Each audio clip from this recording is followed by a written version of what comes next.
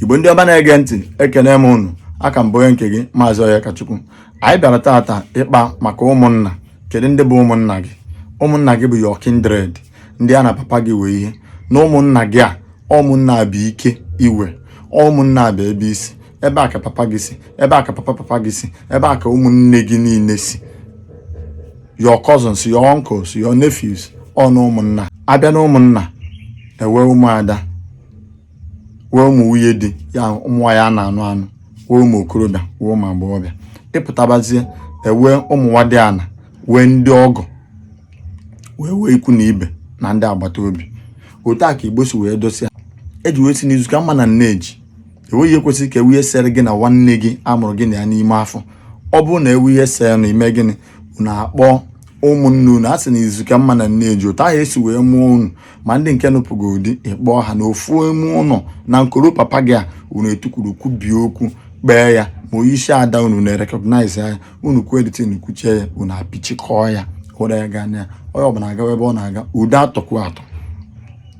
Abịazie na ụmụnna, famili na famili na-ese okwu, ebute ya na ụmụnna, ekpe ya, ekpesịa ya, eye conclusion that iwu ha stands, and that's all. Ewe ka echikwuo okwu a na ma oyihe kara aka bụ nnukwu esemokwu bịa, ekpe ya na ụmụnna, ekpewe ya na ụmụnna kpesịa. Ọ bụrụ na o buo ụmụnna aka mebi na the thing bara ụba, ndị ọ gakọta akarị, so ọ ga-eme ndị mmadụ adịba biased. Onye nke anyị achọ interest, onye nke achọ interest ya, emee ya nke bụ na okweghị ikweta na ụmụnna, eme gịnị, akpọ ụmụ nwadị ana, ndị ikwu nne ha bụcha na bụ na ụmụnne na akpọ ha, akpọ ndị ọgọ, ndị isi ada niile anụpụrụ ha bịa okwu ahụ, ha ga-apịrị aka ọkụ, and the decision is final. Maka gịnị, ha bụ ndị macha. Onye a ga-asị gị na mgbe ya na-abịakwa na nke mama nnukwu ya, nekwa ebe mama nnukwu ya si ya na ọ bụ nke ọ ya sị na mpe ya sikwa nọ ebe dị otu eni, ha ebe a ka ị ga-echi nụcha history niile, otu ụmụnna unu si dị, otu isi bịa ụwa na anadị ebe anụ ana ha. Ebe a ka ha ga-agwa gị na akwado ọmụmụ na-enye anyị nsogbu, na ihe ndị ije na ụmụnna, akpọ ndị ada, kpọọ ndị ọgọ, kpọọ ndị ikwu na ibe, etukwu ana, akọwara gị ka o si wee dị. Akọrọ gị na mgbe papa gị na amụdere nwa ozu nwoke a na-amụ n'ezinụlọ ha, wee pụọ njem wee jevụta akwado ọmụmụ dote eji wee bido mụọ nwoke. Akọrọ gị na ewere mgbe a na-akpagbu ụmụnne unu pere mpe, na ụmụnna dị etu abịa na-akpagbu nke unu, ha wee jee gịnị, wee jee bute arụsị anụ adọsị ya bịa chekwa ebe be ha. Na sinsi a na ozi ya na-emewu na famili, ozi ya na-egbu ndị famili unu na arụsị anụ abịa na-amazi gị na-abịa na-enye gị nsogbu. Ekwu ka ihe a ga-eme, ọ bụ na a ga-ebupe ekwu ka ihe a ga-eme ka ebupe ya. Ana m agwa uwe ya arụsị ụtọ bụ na ọ ga-aha ndị a na-ama mbupụ. Ụmụnna gị zuo oke, ndị ikwu na ibe abịa, ndị agbata obi abịa, ụmụ nwadị a na-abịa, ndị ọ ga-abịa ebupụ ihe ọbụla e kwuru stands. Otu a ka Igbo si wee dị. Hapụ na anyị mana gọọmenti bịa mebichiere anyị ụfọdụ ihe. Yes, gọọmenti stands, no problem, mana nke ụmụnna ya, Igbo culture, ọnụ ụmụnna ka anyị si edozi ihe. Eziokwu na ewe ụfọdụ a na-ewe ndị ajọ mmadụ na ụmụnna, ewere ebe a na-ewere ajọ mmadụ, so ọ bụrụ iwu ajọ mmadụ na ụmụnna gị, wezie maka ya kọndem ụmụnna gị niile. Dị na ọ bụrụ nwere ajọ mmadụ, ndị ezigbo mmadụ ahụ agbakọ na apịọ ya bụ ajọ mmadụ ka ọkụ maka ihe ọma nwanne ya ma ya a na-enye n'iwu na nwụ. Ịmana ụmụnna ị na-eme ajọ ya karịa mmadụ ncha, owike ọbụla ị na-agwa ajọ ọgwụ karịa onye ọbụla, ama na owere ya ga-achalenji ihe a ga-eme ụmụnna ewiwefu gị. Ama gị iwu, onye ekenezina gị, onye jezina na be gị, ga-ejezina be mmadụ, onye kene gị erie ya nra ozugbo. Iwuo mmadụ wuo na be gị, jiri aka gị, ọkwa isi na izuru onwe gị, ịkọ ya ọbụla gwa ọgwụ, ịkọ ya ọbụla wee ego. Mmadụ wuo na be gị, jiri aka gị yie, chekwa ka m gwa gị. Ị mana ewe wuo na be unu na ụmụnna sị na ama nya na ama nya, ụfọdụ ga-asị yes, ya esi n'Enugu kpọrọ ndị mmadụ, kpọrọ ndị amị, kpọrọ ndị polisi. Ọkwa na ụmụnna ị ga-emewu ya. Ọ bụrụ ụmụnna zuru ezu, you dare not. Ịgbacha ya ha niile ị ga-agba, ị ka ga-anata. Ịnata na ndụ, ịnata n'ọnwụ. Ọ bụghọ na ịnata na ndụ, ịnata n'ọnwụ. Ma papa gị, ma mma gị, ma nwanne gị nwụrụ, anata. Ụmụnna agwa gị ihe a ga-eme. Efuru ahụ ị na-agbara ọsọ, a ga-eme ya. Iwu so ka ihe na-agbakwa anụ. Ọkara mma na ịbịanụ nso, ịmana ihe ahụ a na-eme na-adịrọ mma, mee gịnị, kọwaa correct ya, si na otu esi eme ya na-adị eme skuul dị ihe a na ọ na-ebukwa aka ọkwa ya bịa na-achụ ya ọsọ, ọkwa ya na-eme ụmụnna ya ejimenta ọgwụ a na-agwa ebe a o sie ike ọ bụla unu atụrọsị ụzọ unu na-aghọ oyi na ụmụnna, ọ bụghị ije bute arụsị. Onye ọbụla abịa mitin ụta anụmanụ dịka aka ọnụ anyị na-ekwubi okwu tata, onye ọbụla na-eme ihe dị etu a na-eme ihe dị otu a anyị na-asị ka anaba anyị jidekwa ya asị ise, asị onye ọbụla na-agwọ ọgwụ na-asị na ọsọ ya wa ga-akacha na ezinụlọ anyị na-asị ka anaba anyị jidekwa ya asị ise. Unu kwuo ihe ndị a niile ekwu uche you sanitize the kindred, computerize them, digitalize them, form WhatsApp platform, tinyechie ma ndị anọ obodo bụ ndị anọ UK, ndị anọ Australia, ụmụnne gị a niile tinyechie ha na dat WhatsApp unu akpaba. Ọ na-eme ndị nke nọ n'ụzọ obi a na-erute ha ụlọ, ha na-ama ihe a na-eme n'ụlọ, a nọ n'ọnụ na-ewe get together. Ịbịa na ụmụnna ya bụ onye ọnụ mgbọrọgwụ family ama ya ama n'obodo, ịbịa na ebe jụọ ya ọbụla bụ onye ebe maka ọnụ mgbọrọgwụ family n'ụdị local gọọmenti, yes, jụọ ya ọbụla maka ọnụ mgbọrọgwụ family. Ofu ya dị ahụ mmanya na be anyị, ịtụkwuru ịghụ mmanya otu a before you know it, onye nke abịa onye nke abịa onye nke abịa, anyị nchani ị na-aghụ mmanya dosa mmanya gị jee ebe ọzọ jee ịcha mmanya mere kpa nkata ị nachite anyị nchani na-anọrọ.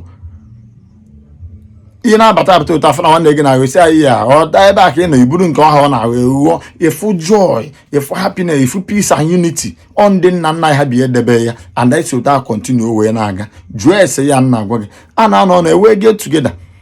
Ọ na-eru November ya erie ji ọhụrụ, onye ọbụla anata. A na-eme 31 December ewe ọnụ mgbọrọgwụ family day. Ndị wada ana ga-abịa, ndị ọga anyị ga-abịa, anyị wa na owe anyị anọrọ eriko ụgụkọ kpee ekpere gọọ ọfụ ome gị mara nwanne gị bụ nke na-efu nwanne gị, that bond jikọ gị na ya asụ nwanne unu emisi interpret were ya mee love ife na mmadụ atụ nwanne ime na city. Mana ọ bụ na a na-ewe get together anụ anọ ndị wada ana niile abịa anọ, onye ọbụla amara nwanne ya efu enyemaka na-ekesa. So my advice to you, ọ bụrụ na ego ka iji na gị na ụmụnna gị na-afụta na ka ekwe n'ihe a na-eme ma na ị gara akwụkwọ na ka ihe gị na ndị a ga-akọkọ, educate them, civilize them, nyere ha aka. Ndị ahụ na-enweghị ego chọọ ndị ahụ wechie biznes ma onwe ihe ha na-eme mana aka echiche oyi ike, mana ịma na itinye ịsọpọtụ ya na ọ ga-ebu ịsọpọtụ ya ihe kọndishọn enyere gị aka ekwere nwanne gị, enyere gị aka ekwere onye ọzọ before you know it. Ụmụnnu na-adị egwu dị ebube dịka ụmụnna nke mụnwa abụ onye ọnụ mgbọrọgwụ, you dare not touch me now, ị na-ete ịkpa m aka n'ụdị ọbụla isi wee chọọ ya o ime nke na iji ego ịmakwa afa ọnụ mgbọrọgwụ mba na who are you, ebee ka isi abịa? Ụmụnna anyị doere gị iru ma na-adọnyere gị iru, ihe na-agwa gị abụrụ ọbụrụ nke ọnụ.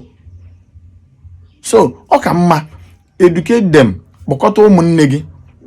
Ọ bụ na nchegharị ka ichegharịa ị na-eje ụka ọfụma, jee so n'akwụkwọ nsọ ahụ ị na-agụsị gị, ọ sị Pita ọ bụ na ichegharịa mee ka ụmụnna gị sie ike.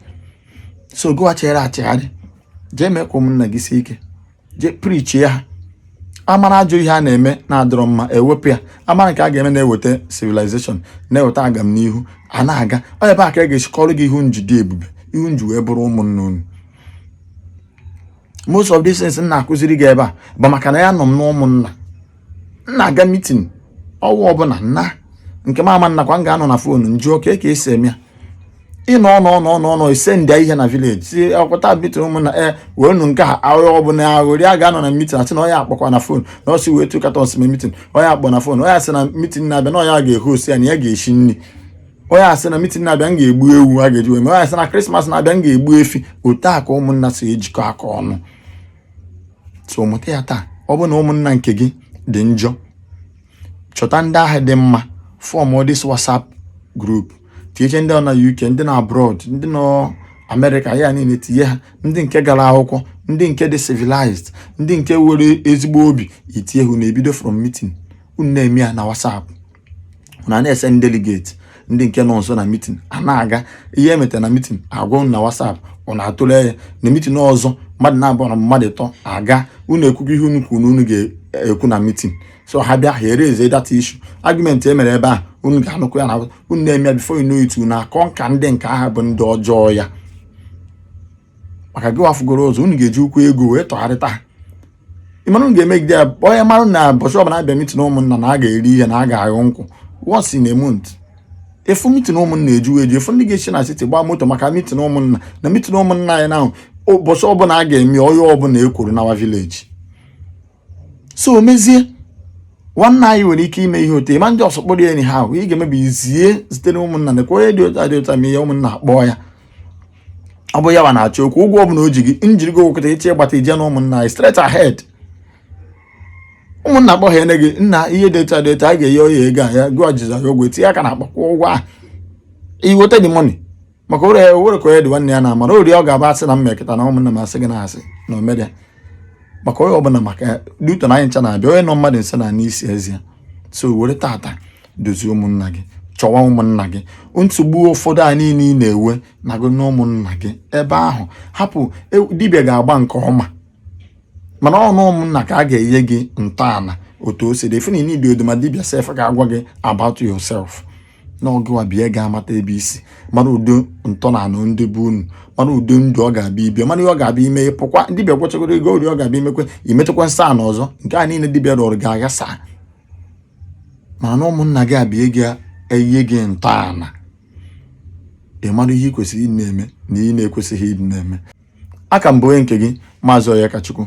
Ọ bụ tata bụ izi na-afụ ihe onyonyo anyị ịpị aka na follow button na-esonyere anyị pịkwa aka na share button na-agbasa ozi aka ụmụnna anyị ndị ọzọ na-amịa. Anyị sị na Igbo culture ga-adị, omenala Igbo ga-adị ka anyị bunite na omenala be anyị. Omenala be anyị abakwa n'uru, omenala anyị adịrọ njọ.